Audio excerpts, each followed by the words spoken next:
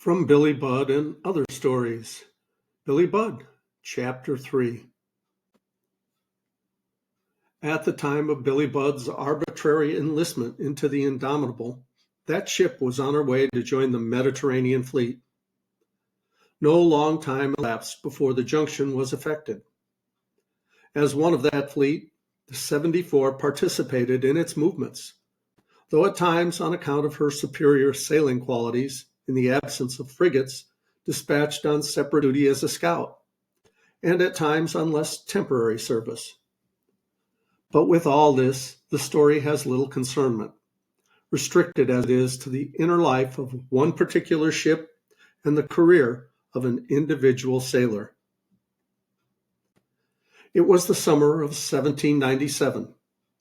In the April of that year had occurred the commotion at Spithead, followed in May by a second and yet more serious outbreak in the fleet at the Norre. The latter is known, and without exaggeration in the epithet, as the Great Mutiny. It was indeed a demonstration more menacing to England than the contemporary manifestos and conquering and proselytizing armies of the French Directory. To the Empire, the Norre Mutiny was what a strike in the fire brigade would be to London, threatened by General Arson. In a crisis when the kingdom might well have anticipated the famous signal that some years later, published along the naval line of battle, what it was that upon occasion England expected of Englishmen. That was the time when, at the mastheads of the three-deckers and 74s moored in her own roadstead, a fleet, the right arm of a power, then all but the sole free conservative one of the old world, the Bluejackets, to be numbered by thousands, ran up with hurrahs the British colors with the Union and Cross wiped out. By that cancellation, transmuting the flag of founded law and freedom defined into the enemy's red meteor of unbridled and unbound revolt. Reasonable discontent growing out of practical grievances in the fleet had been ignited into irrational combustion as by live cinders blown across the channel from France into flames. The event converted into irony for a time those spirited strains of Dibdin, as a songwriter no mean auxiliary to the English government. At these European conjuncture, strains celebrating, among other things, the patriotic devotion of the British tar.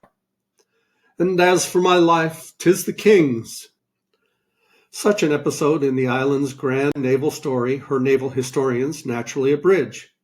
One of them, G.P.R. James, candidly acknowledging that fain would he pass it over did not the impartiality forbid fastidiousness. And yet his mention is less a narration than a reference, having to do hardly at all with details. Nor are these readily to be found in the libraries. Like some other events in every age befalling states everywhere, including America, the Great Mutiny was of such character that national pride, along with views of policy, would fain shade it off into the historical background. Such events cannot be ignored, but there is a considerate way of historically treating them. If a well-constituted individual refrains from blazoning aught amiss or calamitous in his family, a nation in like circumstances may without reproach be equally discreet. Though after parleyings between government and the ringleaders, and concessions by the former as to some glaring abuses, the first uprising, that at Spithead, with difficulty was put down, or matters for a time pacified. Yet at the Norre, the unforeseen renewal of insurrection on a yet larger scale, and emphasis in the conferences that ensued by demands deemed by the authorities not only inadmissible but aggressively insolent, indicated, if the red flag did not sufficiently do so, what was the spirit animating the men.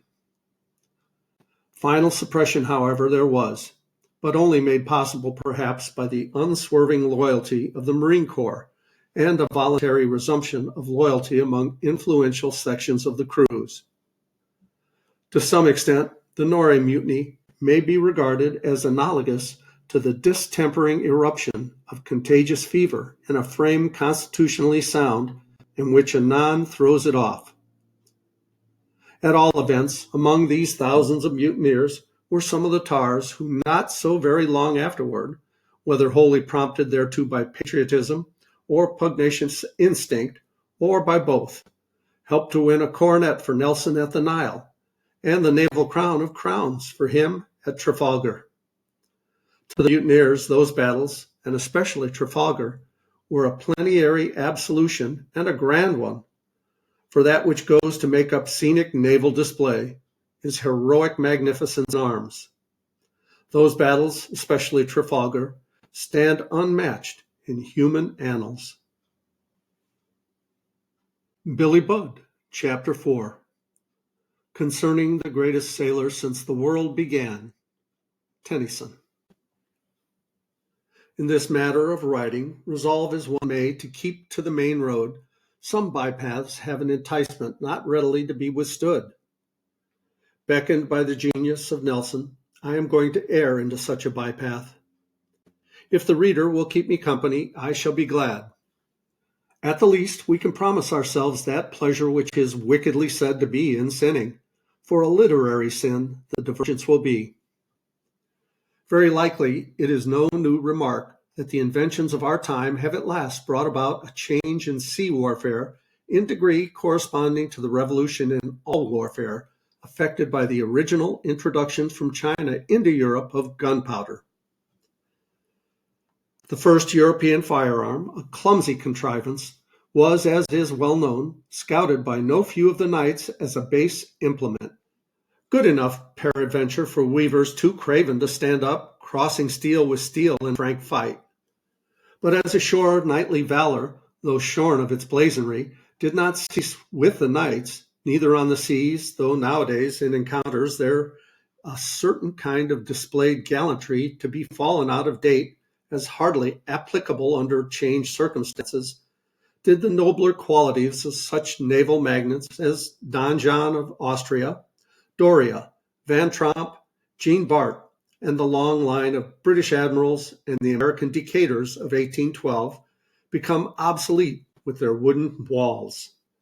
Nevertheless, to anybody who can hold the present at its worth without being inappreciative of the past, it may be forgiven if to such a one the solitary old hulk at Portsmouth, Nelson's Victory, seems to float there not alone as the decaying monument of a fame incorruptible, but also as a poetic reproach, softened by its picturesqueness, to the monitors and yet mightier hulls of the European ironclads.